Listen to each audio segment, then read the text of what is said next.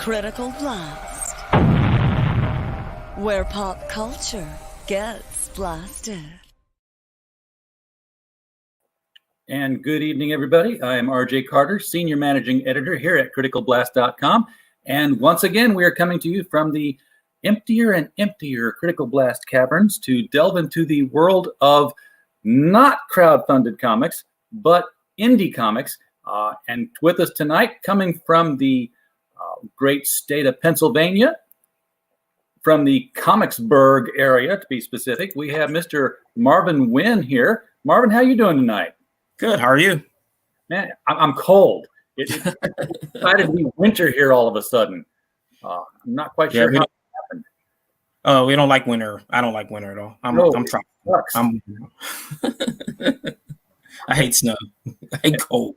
And of course, everything here is in the basement setup, obviously, and there's pipes that go right outside that I've noticed that when I come in and before I turn the lights on, there's light already in here. And it's coming around those pipes. I'm like, wow, isn't that interesting? I should do something about that someday.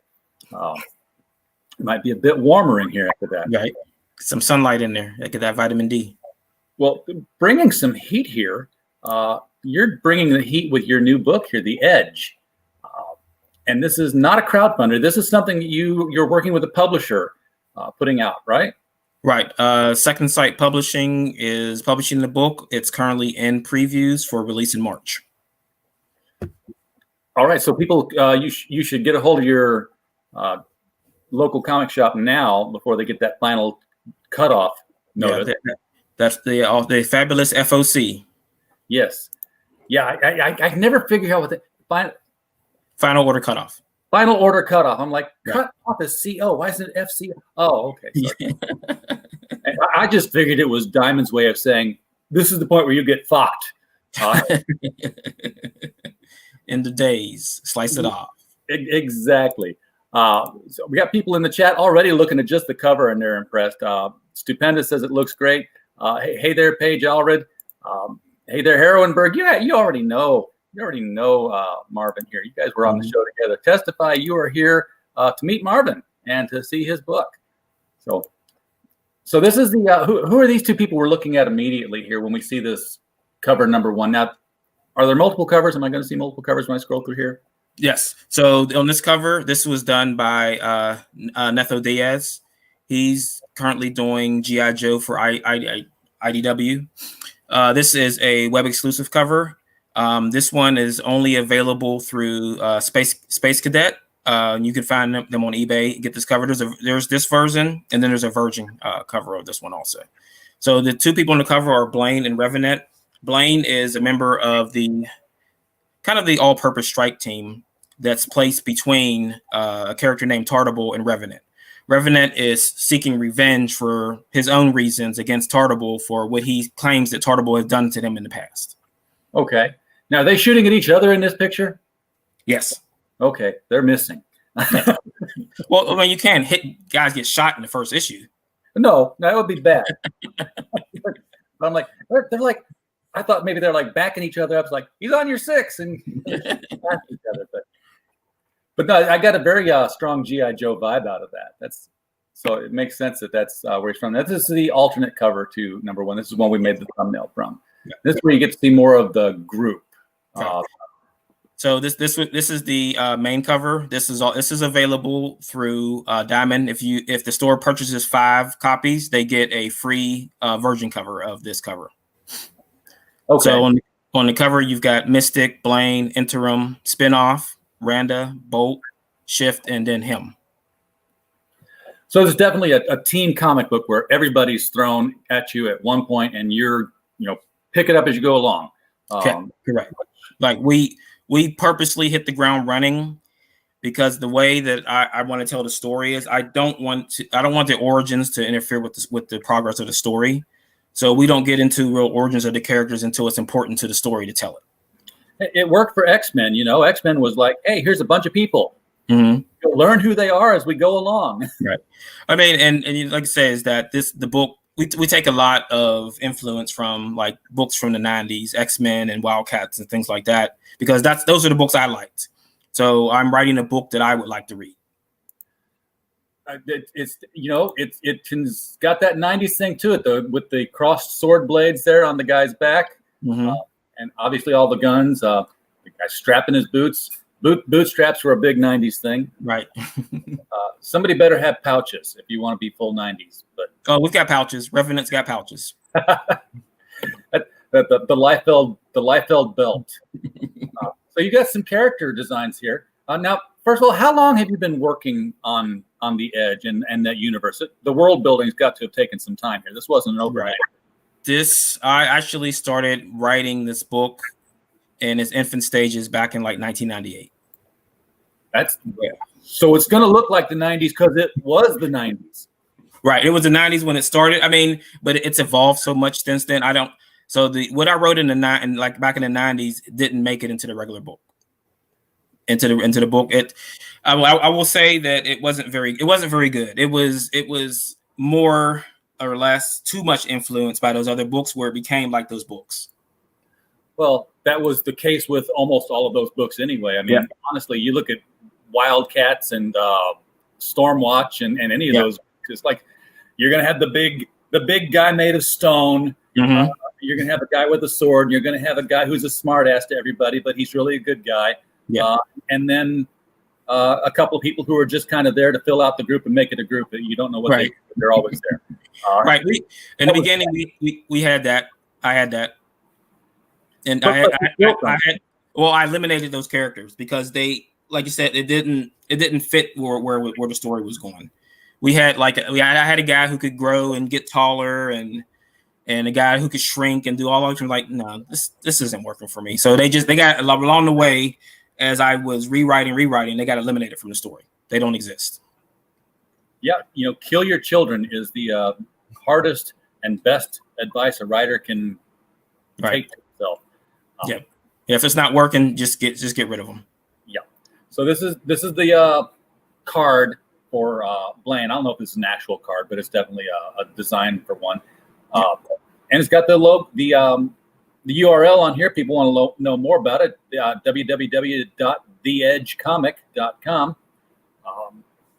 So go there after the show. Don't go there now. Right. We got a lot to talk about. Just be patient. Yeah.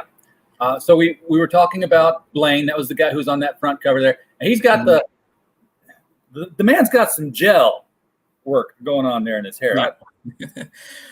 So this is one of the weird things that came out of this story is that the artist Mark is anime influenced, and in the first issue you'll see that Blaine has the shoulder length hair, and as we were going along, I didn't really like it. I didn't like the shoulder length hair with him, so we actually burned his hair off in the first issue, and it just forms into that. We'll just say it just formed into that motif of the old pointy hair, like an anime character. He got heat sculpted into Astro Boy. Right. Yeah. Okay. Yes. And it just gives him that unique flair and that unique look of, hey, check out this guy with his hair. What is he doing? What's going on? He came out better than Vampirella did in that Dynamite series that Dynamite's putting out. She got her hair got burned all the way to the scalp. She's running around bald in that series now. Wow. So yeah, a bald Vampirella is not what you expect. And here's Bolt. Hey, he throws electrical bolts. I could have guessed that. Now, is he the good guy, bad guy? He is the good guy. He's the youngest member of the team, and we kind of go over his story in the second issue. He's the one guy that I would say that we put through the ringer throughout the series, where I don't want to spoil things, but we do something really bad to him and force him down a path that's probably not going to work out for him, the team, or anybody else. All right. Well, that's good. Put your characters through the ringer, makes the reader feel for them. That was Hemingway's whole plot device all the time, was like, take a guy who's got nothing, no shelter specifically, then give him shelter, and then take the shelter away and watch what he does. That's the story right there. Right. And that's what we're trying to boil it down. Like you take away what makes him unique, and then see what he does. Oh, okay, very cool. Now, all these characters, they've got superpowers, but they all have a shared origin that they don't know about. Right. So it's the Edge is you kind of consider it like a super soldier serum a little bit. They don't know that they've been dosed with it. So they're using these abilities not knowing that the Edge is detrimental to them. So the more they use their powers, it starts like a ticking clock to when it's going to kill them. They're going to die. Okay. Like so, yes. So it's like people have more extended time than others. Some characters start to like their body types change. Their skin color changes. They lose their powers. They gain different powers. And it's just a matter of just becoming a burnt out husk is what's going to happen. I've always liked that idea when it came to super characters who, if they use their power, it comes at a cost. Mm-hmm. We saw that with Spawn, of course. Yes. It was like that. I have a limited amount of infinite power. Mm-hmm. Well, I remember they used to have the clock at the beginning of each issue. They were saying that this is his time is going to be up, and then he has to go back to hell. But I mean, you can't let him take out Spawn ever. Well, spoiler alert: he hit 0 in issue 300, and it went back to 9999. He had a plan. So he hit the snooze, huh? Yeah. He rolled it back. He got that odometer up there on blocks and just kind of spun those dials back. But it also worked for there was the Wizard, and mm-hmm. not the Marvel character, the Wizard, but the Thunder Agent's Wizard. And his whole thing was he could do the super speed thing, but because time was relative to him when he did that, he aged faster than anybody. So, while he did something that would take a normal person 5 years, everyone was standing still. It was 5 years for him. So he aged 5 years in that span of a blink of an eye, doing his thing. Don't know why that doesn't happen to Barry Allen when he's in Flash time, but that's, Because they're too busy screwing over the Flash characters. That's why. Oh, yeah. Oh, we can't have him be too much older than Iris because then they have to write him out of the show. It's all about her. So, speaking of the interim. So the interim is kind of like our all-purpose ninja character. Her staff is able to break down into multiple different weapons. So she's got the size, she's got the Tanos, and her power is she can create portals that somewhat can advance or slow time and allow people to pass through to other places. So she can create like jump portals. The problem is that throughout, she's been doing this since she's 6 years old. So she didn't have the ability to close portals that she opened. So there's portals open all over the place. Oh no! And what ends up happening is she's from Brazil, and her village in Brazil is now 12 hours ahead of the rest of the world. So if you're walking from one place to another, it gets dark because you're 12 hours ahead. Because you went through the portal. Well, you went into a place that the portal has absorbed, and now everything is 12 hours ahead. Oh man! But the one thing we play around with her is that it's an open door. So while she can go through it, something else could come out. So the door is open somewhere else. That's kind of cool. So how many portals has she left open in the course of her life? I mean, I didn't do an actual count, but like more than 300. Okay, but does she know how to close them now as an adult? She can close ones that she's opened an adult. She can't close the ones she's opened as a child. Oh, that sucks. It'd be like, okay, build a concrete bunker around this thing so nobody walks through that accidentally. Right. So we're going to play with that later in the issue because something's coming through those portals. Oh, cool. So now this guy looks like a cyborg and not a mystic. So this name is throwing me. Right. So I mean, it's like a lot of the names aren't descriptive of what they do. It's just cool. I like the name Mystic. That's an excellent thing to do with a superhero. I've always said, if you can climb up walls and shoot webs, why do you call yourself Spider-Man? As soon as you announce yourself, you're telling everybody what you can do. Yeah. If you're wearing an orange costume and you can turn turn to smoke, you should call yourself the green envelope. Because when you show up, you say, the green envelope will stop this. The bad guys are like, what the? How's he? And by that time, you've got him down. Because they're why you're called that. So what's interesting about this character are the swords. So as we progress in the story, we're trying to figure out, is the power coming from him or is it coming from the swords? And that's a question that we try to answer multiple times, because we start to explain that the swords are older than you think they are, and they have a lot of lineage. So he might not have had any edge at all. It's possible. Swords. It's possible. Now we're out of the card section here. We're alas, poor Yorick. I see him holding that now. Wow. So this is one of our main villains, Chaos, and this is one of the characters that's been fully infected. So you see that his skin has started to change to a different color. His abilities are he can absorb and take other people and use people's abilities. So he can take on the abilities of any super on the planet and use them in any way he feels necessary. Permanently or temporarily?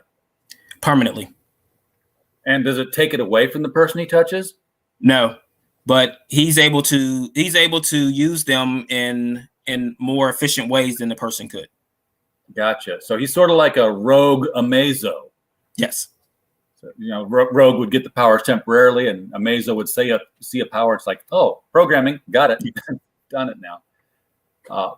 Very cool. Yeah, his body's going through a mess of stuff there. Yes. So he's probably looking for a guy who's got a cure. Here's a nice double-page spread. This would make a great desktop screensaver while I got it up. So, it's actually a triple pager. So we have special books that I actually have of all three covers across, so you can link them up together and make one cover. Oh, so this is going to be a 3-cover issue. Yes. Which issue is that? It's probably 7 somewhere. Issue 1. Okay, so we've seen 2 issue 1s. This is going to be three more different issue 1s. Correct. You're not worried about having too many variant covers? These are the only ones.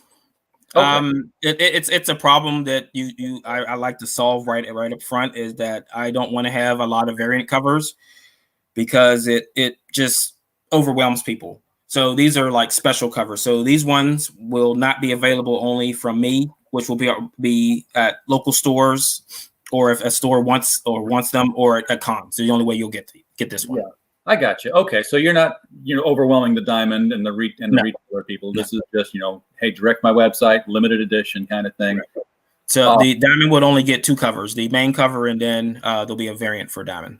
Yeah, I like I like these kind of covers, by the way. I really like when X-Men #1 did it. Mm-hmm. Are you going to do sort of like a stiffer cover version where it does like X-Men did, where the front cover is folded under twice and you can unfold it and have the whole thing? Oh, the gatefold. Yeah. I mean, it's thought about it. I mean, if people ask for it, I mean, we could do something like that. I mean, Mark really loves drawing these big giant scenes that I hand to him. So this was a idea of, hey, let's do that X-Men cover, and this was what he came up with. It works. It's a huge melee. Oh my God, that person just got their head blasted off by that bolt. So one of Revenant's abilities is to mimic himself by just a single drop of blood. Oh boy! So he can grow. He can cut his hand off, and the hand grows into a new Revenant. Yes. And then there's 2 of him. Yes. Does he know which one's the real him? We address that in later issues. Oh, good. I've always wanted somebody to do that, because hey, why would any of the Jamie Madrox duplicates want to quit existing? Right. Because they would all. I think they went there in one issue of X Factor where one of the dupes showed up, and he wouldn't have let him absorb him again. Yeah, because wait a second, I'm the real one. No, I'm the. Right. They would all think they were the real one. Exactly. So yeah, we'll address the that's kind of like a paradox. So we have to address it. We can't just leave it out there because the chance of one of those guys splitting off and then doing his own thing is a possibility. Yeah, I mean, and if this guy just gets like blown up by a grenade, yeah, there's gonna be 1,000 of him. So yeah, issue 1. Oh, okay. 1,000 of him. That's gonna be fun. Splattering everywhere and grow them new like seeds. Right. No, this is another. This is edge number 9. Yeah, so this is issue 9. So we just from 1 to 9 here, folks. So on this cover, this is actually Blaine infiltrates what we call. So the character is called Chaos, and his team is called the Reign. So we call them the Reign of Chaos. Makes sense. And that's actually the name of the second story arc, is called Reign of Chaos, where it's pretty much the Reign against Blaine and Revenant, where you see Revenant is just hanging out there like, I'm not getting involved in this. So let me ask you here. This is this is the cover for number 9. Correct. And number 1 is going in stores in March. How many issues do you have in the can ready to print so that people can get ideas? We are done with issue number 10 is done. And I'm currently writing issue 14. Wow. Okay, so this is going to be monthly, bi-monthly? I think we're going to go quarterly. Quarterly. Yes. You're good. If you tell your LCS guy to hold this thing, you're good for 3 years, folks. Yeah. By which time you're good for at least another year. Right. Depending on whether Marvin wants to take a month off from writing. This is issue number 10. Yes. Only humans. So this is a character that's in issue 1, Joshua. He is the progenitor of a faction called God's Thunder. So this is a faction that has found out about the Edge and found about these Hans people and wants them eliminated. He considers them unclean and unworthy. But you'll notice that that symbol on his chest continuously keeps popping up everywhere. So if you go back to Mystic, you'll see it's on his swords. I can do that. Okay, I do see that now. I gotta kind of turn my head, but yeah, that's on the hilt of his sword there, the pommel. Yeah, so that's going to be something that's going to be important later. And our little buddy Blaine is hiding that tattoo on his forehead under his hair. Yeah, a forehead, a tattoo is that usually means something. Yes. So it's something that we're going to deal with as we go. These symbols are going to pop up all over the place in the book. This isn't the only one. There's nine different symbols. Got it. So this looks like a two-headed dragon attacking each other, or wanting to get the fish that's being dangled, and they're both going to get to it first. I don't know if that's a fish or a dropping rocket bomb. If it's an ancient symbol, I'm going with fish. Let's say it's a rocket landing on something. Oh, hello. Origin story in the works here. So this is our legend, character legend, where this was up until I think a year and a half ago was the entire gamut of all the characters that appear in the first 10 issues about. Gotcha. I'm starting to echo now. That's a lot of characters. Yes. I mean, it's grown more because during that time, Mark and I have talked about new characters joining the fray. And the good news is that each one of the characters has a very distinct and explorable background. They're not just thrown out there and saying that, they're just this power and this ability, and we're just showcasing powers. And if you notice the character on the back left as another person, that's been infected, and her body is starting to change. Yeah, she's getting those doomsday spikes on her there. Yeah, Legion of Superheroes had tons of people in it, so and we always knew who they were and what they were doing, so it's not a big issue to have a big cast. It's just a challenge to write for me. Oh yeah. I mean, it was one of the things that I kind of figured out as we were going to this, and I just started creating like pockets of characters where it give each set of characters a goal and then give them all their personalities. So you'll see that some of the characters in the gold hair, we call them standard issue. They are the first to get a taste of what's called the Verge. So the Verge is the commercial version of the Edge. So the way they work is that they have vials of the Verge inside their suits, pointed at their spine. So they can inject themselves with a different version of the Verge and gain a different power. Oh, cool. So, it's like a utility belt that's built in to inject you. Yes. So if I need the ability to shoot fire, I have to inject myself. If I need super strength, I can inject myself. All right. Now, I'm curious how they pull off the injection, because I can't reach fire. Each one of them has a data pad on the wrist. That'll do it. So it's just put your code in, open the data pad, pick a power. Do the Space Ghost thing and have it Blu-ray in the back. Right. Got it. See, you thought of this stuff. You thought it through. Now, she didn't need a costume of any kind. She's the only one who stands out like that. A lot of new creators go that route with everything. She stands out because she's the only female who is showing skin like that. What's her story here? She kind of the spike bikini, the alien spike bikini. So the Rain are interesting in the fact that they're infected by the Edge by living organisms. So that's actually a living organism that's attached itself to her body. It's not a face hugger; it's a boob hugger. Yes, got it. So you see it's shirt under it, right? So it extends down around her crotchal area, her legs, and around her hands.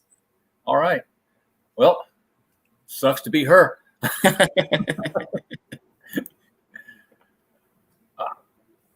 Now this is a trade paperback cover, but you're not at trade paperback levels yet. No.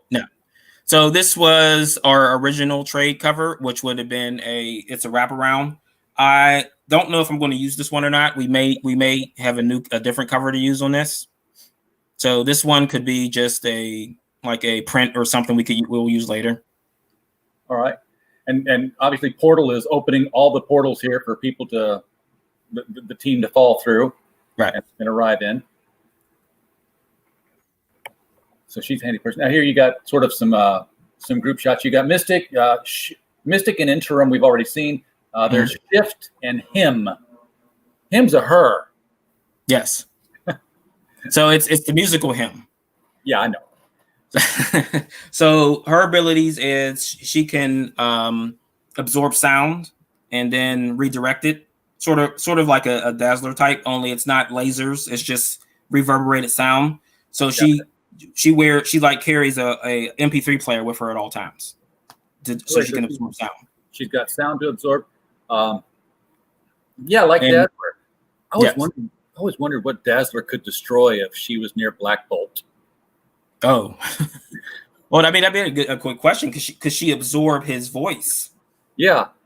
And if she did, I mean, exactly what was she directed at? If she could ignite a sun, probably. Yeah, I mean that's kind of a missed opportunity because they did have that X-Men versus Inhumans book a couple years ago. Yep. And I don't think there's your new. Do the final night. Have the sun burn out. Dazzler reignites it by channeling Black Bolt's energy. You got it. You send the check too. And then Shift has molecular distortion powers, so he can pretty much melt a mountain. Ooh, damn! With enough time, yeah. Okay, so we've seen Blaine, we've seen Bolt. I almost said Panda. That would be a cool superhero, but a little harder for me to say. So right. What's Randa? Randa is she has the ability to absorb energies, and so any kind of radiation, any kind of power directed at her, and then redirect it into like energy bolts, which allow her to fly. She's the one. She's the most powerful of the team that has absolutely no control over her powers. So there are times where she's training and her powers will turn off, and the first time she used her powers, it nearly blinded her. So that's why she wears the visor. Good idea. And our buddy spinoff here is He's just waiting for his own book. He's just waiting for his own book. Yeah. He's waiting to get out of here and get on. So he's thinking about it. I wonder if I can get my own stuff going here. Exactly. He's that guy in the band who wants to leave and form his own and be a solo act. He's waiting on the call from Netflix. Yeah.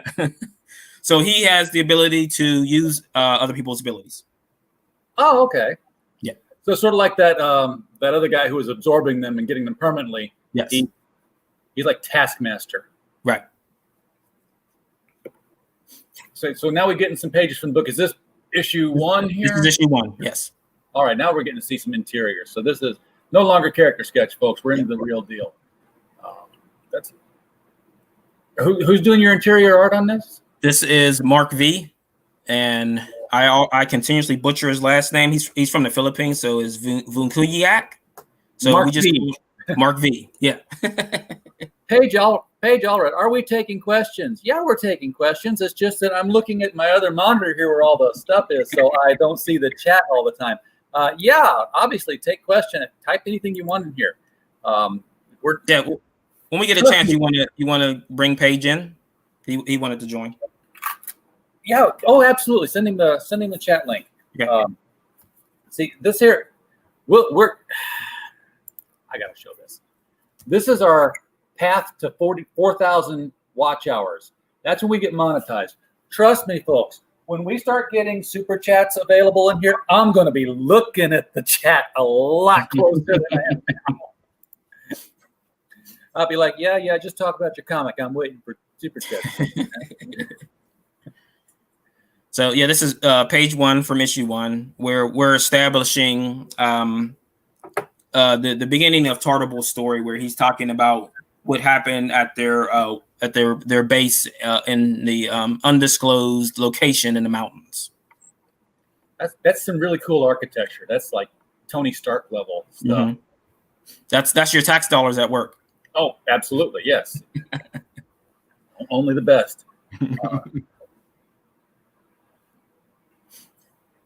So here we are I'm guessing this is inside that cool building. Yes. And somebody's outside looking for something, and he's about to get, somebody's on his 6 and he doesn't see him. Yes. It's an ominous looking. It's a troublemaker. Yeah. And it looks like he got in. Yes. So, and we know this guy. We know this guy, right? That's Revenant. Yeah. We know this guy, right? That's Paige. What's up? Can you hear us, Paige? Hey, how you doing? Good evening. Good evening, man. Welcome to the show. Well, thank you. Thank you for having me. So now what is your relationship to Marvin here? I'm a big fan of his. I've been following him for a long time. He's a great inspiration. We have similar ideas in our comic books and enjoyment in our storylines, and he's just a great guy. I know him for years, and he's always he sets the footsteps for me to follow. Oh, are you doing comics yourself? I am. I have a comic book called Chess that you following behind Marvin's comic book, The Edge. All right. Well, we got to get you in here to talk about that. In fact, if you want to share a screen, we get through all this. Just have your stuff up, and we'll go take a look at that. You're on the phone, aren't you? Yeah, he's on his phone. Yeah, it's hard. You can't share screen on a phone. Okay. I can throw something in the chat. Yeah, that'll work. So you add something already?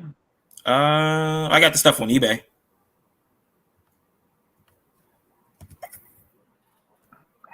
So you see, Revenant was supposed to be on a mission, and he's kind of snuck back into the base to get some payback. Because he's figuring that these guys are screwing with me. I'm just going to take everybody out. And that brings us back to this shot we saw earlier. And here's proof, folks. He's in the previews catalog. So Second Sight's got some pretty cool looking titles here, by the way. The Book of Laxia, Lady Freedom, Leave on the Light. Ooh, yes, definitely do that. Leave on the Light that's a horror comic. It's pretty good. I really liked it. And this is a page. This is an advertisement, I would guess. In right, it's the ad on the second page in previews. Okay, second page, cool. They put money to it. So watch for Second Sight Publishing, folks. It's the future of indie comics, and it's got some good looking books there. So yeah, definitely pay attention for them. I'm repeating through some of this stuff. I didn't mean to double download, but apparently I did. Yeah, so that's more stuff from issue 1. That's our other character, Tandra. She's kind of like the liaison between the team and then their government handlers. She's also the team's physician and the person who recruited everyone on the team. So I'm going to go out on a limb here and guess that the government handlers know that they're on, or that they were injected with this drug, and that the team doesn't, and they're not going to be happy when they find out with their bosses. They're probably not going to be happy with a lot of things that are going on internally in the team itself. There you go. Big unhappy face there. Okay. I got it. This monitor over here is huge. So when I brought that up, it was like right in my face. So this one will be familiar to our buddy Herrenberg. His character, Mark Drake, meets up with our character, Marcus Drake, but they're not related. Not related. So, right. So one of our up and coming storylines, we're going to hit the Pittsburgh, and we're going to feature some of the characters from Herrenberg in the Edge. Oh, that'll be cool. And this is our secondary cover. I think this is going to be an online exclusive one for issue 2. Yeah. Now the challenge to Herrenberg now is that he's got to do his thing and turn your characters into live action characters in his Herrenberg episodes. Yeah, we've talked about that. But I mean, it's going to be hard to find a crazy guy on the streets that can mimic himself whenever he drops some blood. So, Paige, did we lose you because you're adding yourself to the stream a second time here? Yeah, I couldn't get back on. Okay, well, there you are. You're on. I didn't know you disappeared. It just beeped again on me, and Man, I can't, for a minute. I can't see you. That's what I'm saying. I don't see nobody. Can you? Yeah, it looks like he got booted. He got booted. I don't know what happened. We didn't boot you. It dropped off. Probably, the phones are weird. Yeah, probably his connection. Yeah, this thing will drain power from your phone like crazy if you're not plugged in, and Wi-Fi connections and all that being what they are. He pops back in. We'll bring him back over. Okay. So this is our original villains ensemble. So we've got the Rain, and we've got Dr. Edgerton. So he is the man who in kind of like, air quotes, invented the Edge. So it came from his name. Okay. So then we've got the Rain, we've got Chaos, we've got Rahab, we've got Celios. So everyone in the Rain is named after a fallen angel. Gotcha. Okay. So the guy in the back behind Chaos is Azael. And then we've got Drake in the back and in front of behind Celios over on the left there. And then of course Revenant with his pouches. See, there's the pouches. Yep. He's pouched up. Bring back the 90s. Yeah, he kind of looks like a mimic from the X-Men cartoon series there. Mm-hmm. Oh, when he was wild and crazy. He's got the crazy eyes going there. Yeah, absolutely. So I want to ask Mr. Marvin a question. Go for it. Since we're both heavy influence on the 90s comics, Wildcat, Cyberforce, if you could do a crossover, any Image comic book of that era, who would you pick and why? Oh man, it'd have to be Wildcats because there'd be the off chance that if we were with Wildcats, it'd be drawn by Jim Lee. I mean, that'd be the greatest thing ever. I mean, I would probably like just have a smile on my face for the rest of my life if we could, if Jim Lee was drawing the Edge characters. Yeah, I was not taken by Wildcats as a whole, but I would love to write Grifter. Oh yeah, largely because his name makes no sense. He's just a masked guy with guns, and I'm like, give me Grifter. I will make him. Have you ever seen The Blacklist? Yes. Okay, I would make him a Raymond Reddington kind of person, where he's working for larger justice, but he's doing it by pulling off cons, and make him a grifter. so that his name now makes sense. It's like, right. Yeah, he did recover the stolen bank money, but only 90% of it's here, and we don't know what happened. He took his fee. Yeah, they actually did a great backstory on Grifter and the whole Team 10 things. You got a good background on Grifter and Slayton and Clay and those characters. So, well, now they've added Grifter to Batman. Now he's now a Batman character. Yeah. Yep. Yeah, he works for Amanda Waller. Yep. Well, who doesn't work for Amanda Waller? That carries the gun. No, I'm sorry, not Amanda Waller. Lucius Fox, right? Yeah, he works for Lucius. Yeah. Oh, that'll be interesting because Lucius has all the money now. Yeah. So he works for Lucius Fox. Yeah, absolutely. I'm sorry, not Amanda Waller. Lucius Fox. Yeah. Yeah. Apparently, at the end of Joker War, after Joker stole all of Batman's money, it left Joker and went to Lucius Fox. Like Bruce Wayne's like, here, you take it so it can't be stolen from me anymore. Wait, I don't have any money now. Like, what cockeyed genius came up with that plan for the story? So now he's just a millionaire instead of a billionaire, which I'm actually cool with. I think Batman's a much more interesting character when he's a guy with some smoke pellets, a rope, and a car, instead of a guy with a rope, some smoke pellets, a car, and a bat rocket to go to the armory on Pluto where the JLA stuff is being confiscated. Like, what? Because he literally has one. I've seen him use it. Oh, damn Grant Morrison. Yeah. So, like I said, yeah, been a big fan of Marvin. I know The Edge. I know it's comic book. He's a fantastic creator. Now in previews. Congratulations on that. Thank you. So you're going to be, I'm guessing you're going to be at your local comic shop, Marvin, and doing a signing the day that this comes out? I hope so with what's going on with the COVID, that we may not be able to do those things for a while. So you guys locked down pretty tight there? I mean, it comes and goes. I mean, we still go to comic shops and do things. So, I mean, it's going to be difficult to have a crowd, I would say. So, hopefully by the time March comes, it's a little warmer. Maybe we could do something outside. But, I mean, we're not going to be able to have, like, hundreds of people in any of the stores. Well, I know that, a lot of the stores, like my local comic shop had a big, a lot of their draw was the gaming room.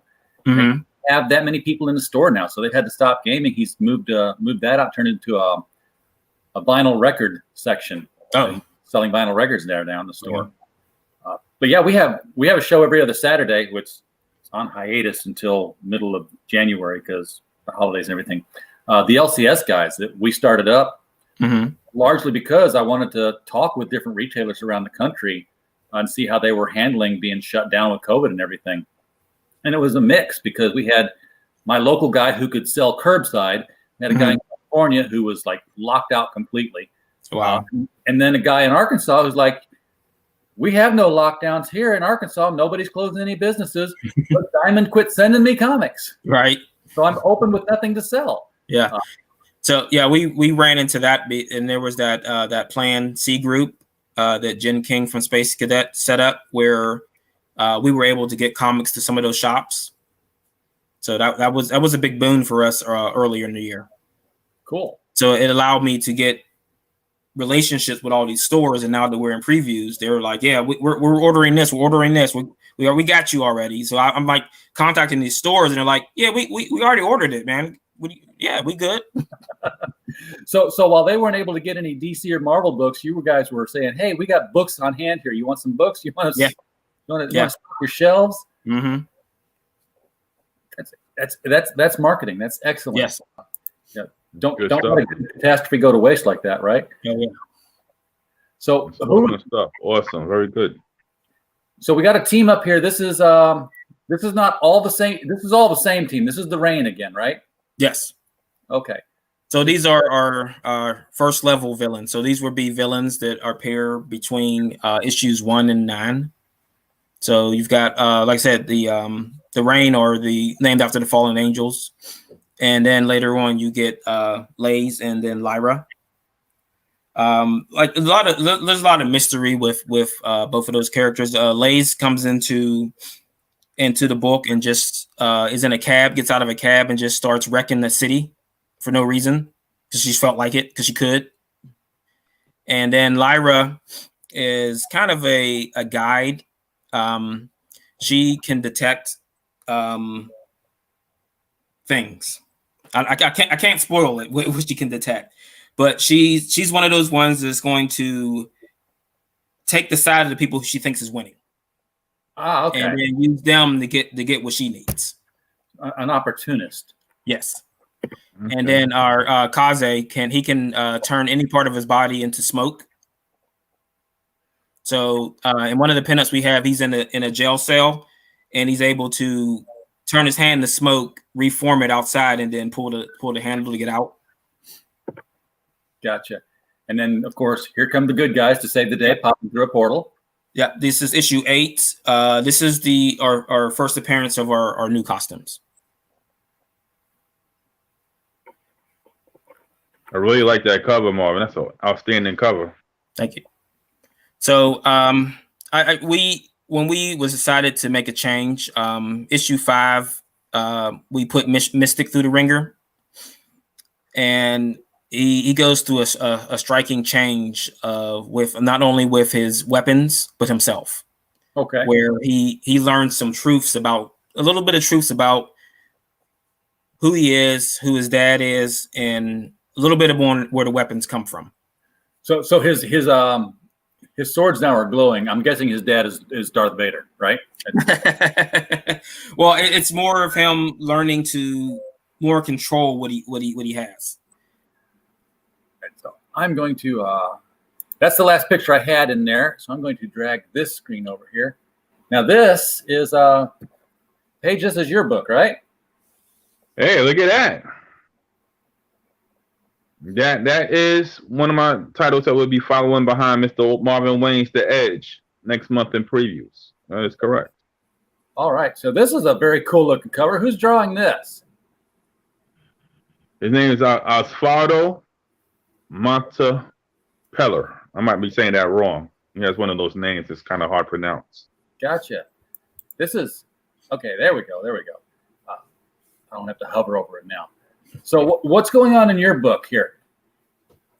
In that particular book, that's Blowtorch #1. That will be coming out through Second Sight Comics in previews next month. And that is straight from the pages of the main title, Chess, about one of the characters named Blowtorch. And this is more like his backstory. So is he a hero, villain? He is part of a strike team, a military strike team, a mission by no rules strike team that takes on these personal agenda missions. Gotcha. And this is also from Second Sight, so this will be listed in previews as well. Yes, this will be listed in previews at the end of this month. Oh, cool. So it'll probably be out in April then, since Marvin's coming out in March. Mm-hmm. Correct. That is correct. So if you're when you're telling your LCS guys to just tell them to hold Second Sight Comics. There's not that many of them. It's like a hand, just like 4 or 5 titles. Just say, give me those. Give them a shot. Always give your indie guys a shot. Guarantee. Now more than ever, you're probably going to enjoy what you see in indies far more than you do in the mainstream. Right, and you don't have 60 plus years of backstory that you need to dig through to find out who this character is that just popped up and punched Spider-Man in the face and then left. Yeah. And what's more, you don't have 60 years of backstory totally being ignored. Yeah, you get a chance to meet some new characters, some new relationships, and that's what we're trying to do. With the Edge, with Chess, with Blowtorch. Blowtorch is right now one of my favorite comic books from my line of comic books.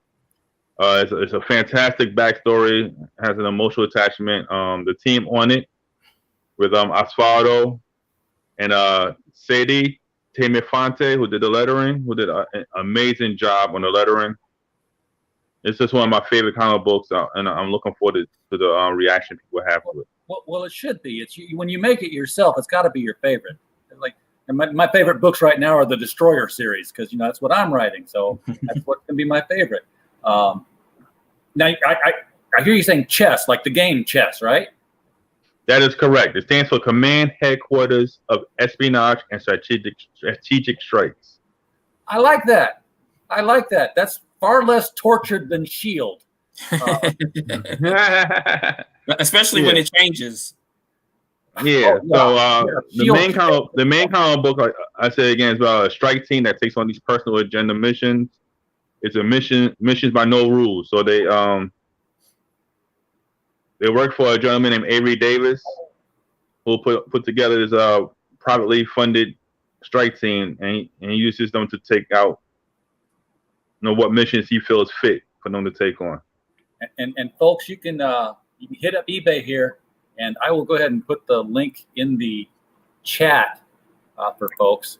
Make sure that's still what's in my paste. I hate to paste. Yeah, that's not what's in my paste. So never mind. Let me back it up. I was about to send them our distribution channel, which you should also get, but only if you're, not only it, but particularly if you're in the UK or Australia and you want to stop shipping for $20 a book and start shipping for $10, like we do here in the United States. All those crowdfunded books you've been seeing in the UK and Australia and Canada that you're passing over because they cost an arm and a leg to get here, we're fixing that. They're going to come through us. That's awesome. They just don't know it yet. Yeah, I mean that's going to open up so many channels for everybody to get their books into stores. So. That's the first step of the plan. The second step, and again, this doesn't impact you guys because you're through Diamond. We're looking to be like a mini Diamond for the crowdfunding people. First step is to get all the import books available to the U.S. market at a cheaper price, shipping wise.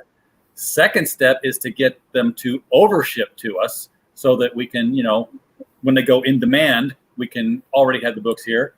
And the third step and the final step is to get them to overship a little bit more so that we can have the domestic people who don't need us as a shipping service to also ship to us so that we can then say, hello, retailers, we have hard to find, limited edition, crowdfunded books that are in our catalog. Some of them are imports, some of them are domestic, and you can get them for one shipping cost instead of one shipping cost per title. So yeah, that's awesome. That's that's the dream. I've just given the recipe to everybody, and somebody else. Ethan Van Sciver may say, "Yeah, that's a good way to make money. I'm going to do that." Not a business, right? So funny. I mean, people may be wondering. So what's the connection between the Edge and Chess? And will these people meet someday? And that answer will be yes. Cool. What I was thinking was that one day, DC Comics will once again be run by people who love comic books. And they will be open. They're already open with IDW. They're doing these crossovers with, like Star Trek and Green Lantern. Those were excellent. Star Trek and Green Lantern. Oh, if you haven't seen the Spectrum Wars and the second one that they did, really good stuff. I know Star Trek did a X-Men crossover. I didn't know they did. That was like 30 years ago, man. That sucked. I didn't know there's a Green Lantern Star Trek. Yeah, that's in the last 6 years they did that. Which Star Trek? Which show? The Chris Pine Star Trek. Okay. Oh, okay. So yeah, really? Newer versions. The Kelvin universe. Yeah, exactly. But when DC gets back on track, I haven't read an issue of Chess yet, Paige, and I can tell you, I want to see you as an independent cross over with DC and do a Chess Checkmate crossover story? You know, a lot of people has mentioned Checkmate and G.I. Joe as some influences of chess. So yeah, like Marvin, I'm a big '90s fan. So you know, I would say definitely be comic books like X-Men and Wildcats and Cyberforce and Stormwatch that really set up my influence for chess. Oh yeah. I'm just saying that. First of all, the names just match up perfectly, and they're both government agencies. But you know, government agencies are at odds all the time. So yeah, well, chess is not necessarily a government agency. It's just a private funded mission by no rules strike team. They're not government. even better. Yeah, I mean, but that puts them at odds with a lot of It puts them at odds with what's going on. Right. It might not make them heroes or villains. It just doing the job, mercenaries. So I think Marvin should in his messenger should have another look at the chess team. Let me grab that. I can put images in there then? Yeah, you can. Just share your screen. I'll unshare this one and I'll stop that. And when you share your screen, I'll just pop it right up. So chess has already been published. I mean, how far into your series is that? This story will be a 1 of 5 miniseries. It'll be coming out through Second Sight. It was out before, but it's going to be re-released through Second Sight Publishing. Okay, so it's been released before with another publisher, and it's going to come over here, and you're going to republish it and then spin off what we just saw there. Blowtorch is the spin-off from Chess, and this is the first time that's coming out. It's a brand new comic book. All right, and we've got imagery here. So Marvin, take it away. Wow, look at that. That's a cool looking logo. Thank you so much. So again, that stands for 90s team. Command Headquarters of Espionage and Strategic Strikes. Yeah, go through your character roster. Go through my character roster. Yeah, who's in? Starting from the guy in the green shirt. His nickname Airborne. He's the pilot of the team. Then you have the ninja-like character, which is Footpath. That's the one leaning down with the darts, the young lady with the yellow hair. Then we have the robot Infrared. Then we have the team leader in the middle. The name goes by Heart. And hold up the background is Blowtorch. And on the side with the gun is Pinpoint. Very cool. And they're not superheroes now, right? They're just mercenaries with a specialty. That is correct. I want action figures. Actually, we have one of Blowtorch, and we're looking to make some more. So, very cool. Yeah, I know a guy who does 3D printing. By the way, he was in the chat earlier. He's been doing a lot of maquettes for people who are crowdfunding their books. So I mean that's cool. I mean, if you want to pass this information, I'd be interested in doing maquettes. I think we have an image of a chess and edge image that Marvin should have in his inventory that maybe you could post up too. Did you put that in Messenger? No, but I think you have it from before. Oh, I mean, it's going to take me forever to find it. So. Oh, okay. I got you. Yeah, I just had threw a bunch of stuff into a folder. I mean, it may be in the bottom here. That's what I do. I took it off the screen so you can scroll through, in case you had, something up there you don't want people to see. I guess no porn in here. And we don't want to Kurt Eichenwald you, man. But yeah, me and Marvin have spoken over the years about the two teams meeting up together. You actually is planning to do a comic book called Phantoms with the two teams together. I got it.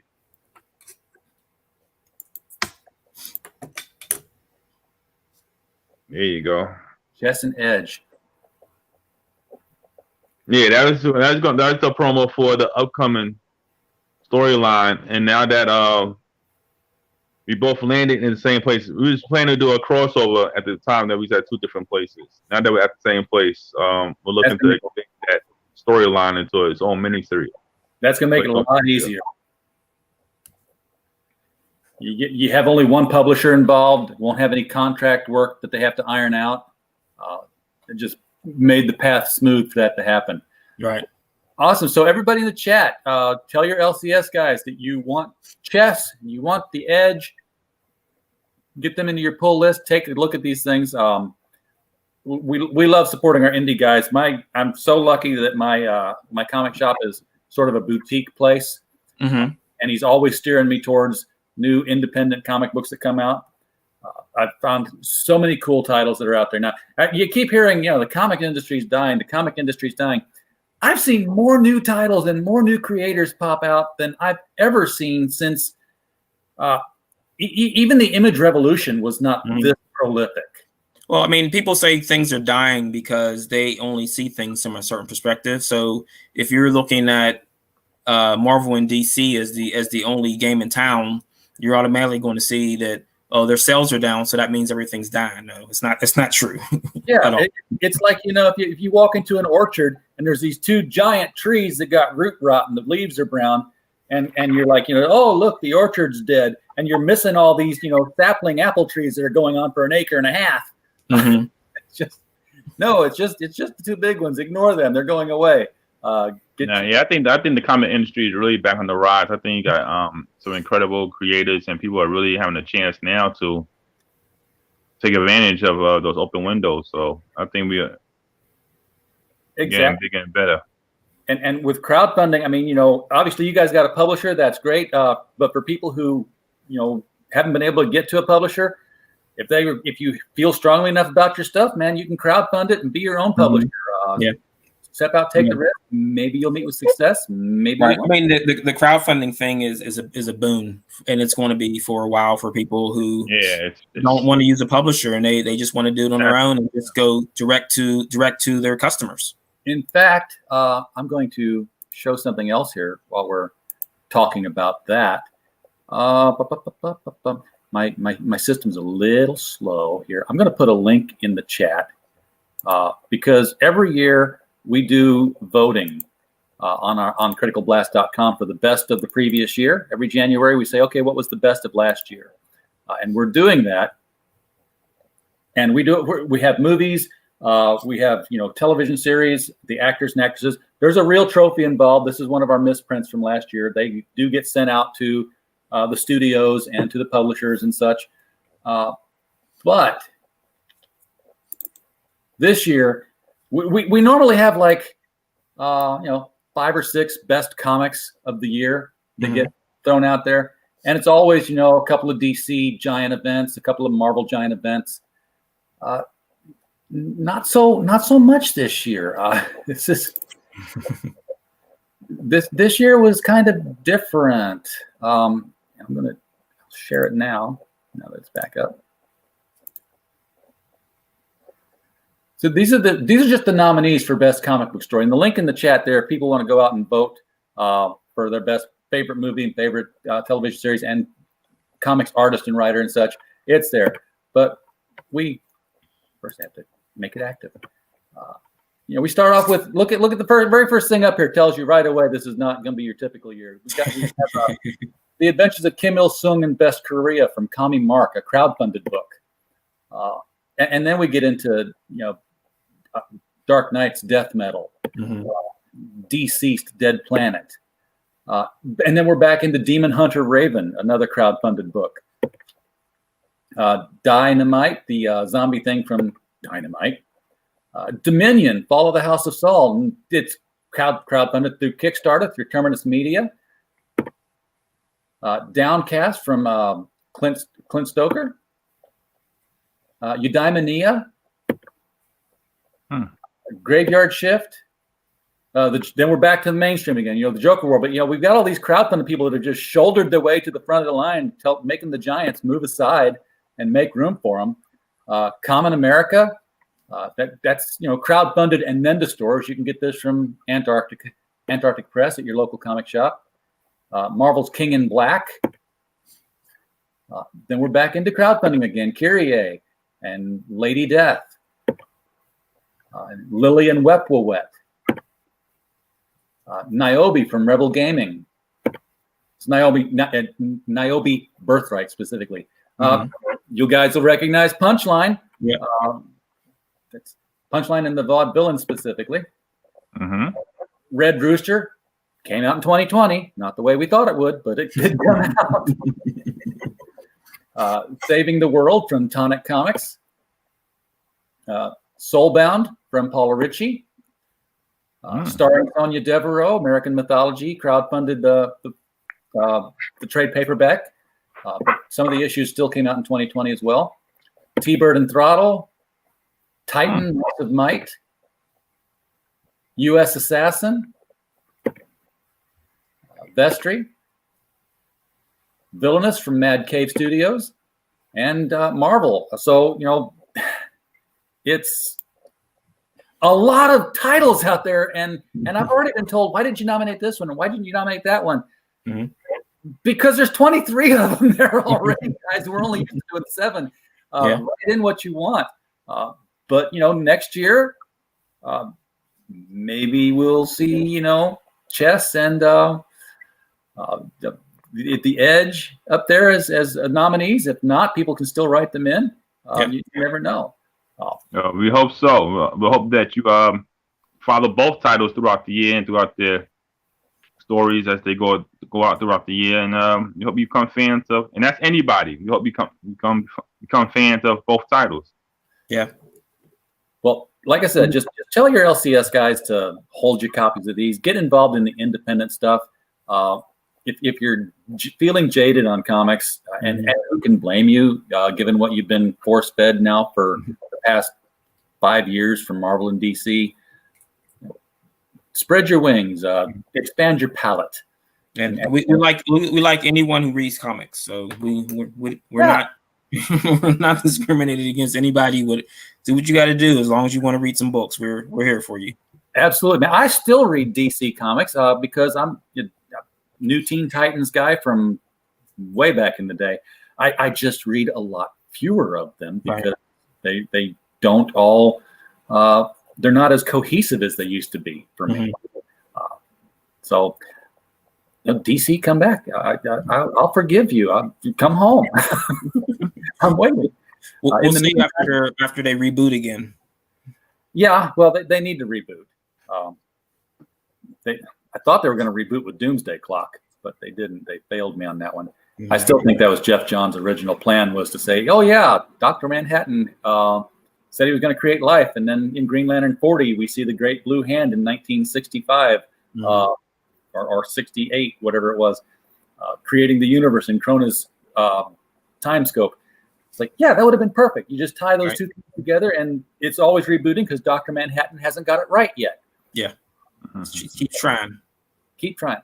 Well, guys, I appreciate you being on the show. We've kind of meandered about here the last parts, but that's what happens when we start talking about comics, because there's so many fun things. Thank you so much for having me. I appreciate it. Appreciate it, sir. Thank you. And we are going to, thank the people in the chat for showing up. We don't have a show without you. Glad you came here. We will be back tomorrow with Don Chin. Will be here talking about X-Force Reloaded, and we might possibly make that a doubleheader show. I'm still waiting to hear back from someone else who wants to pop in and get the last days of their crowdfunding going on here. We'll let you know. You might want to pop in. You might be surprised. We'll have some guests. Thanks for coming by, and we will see you later.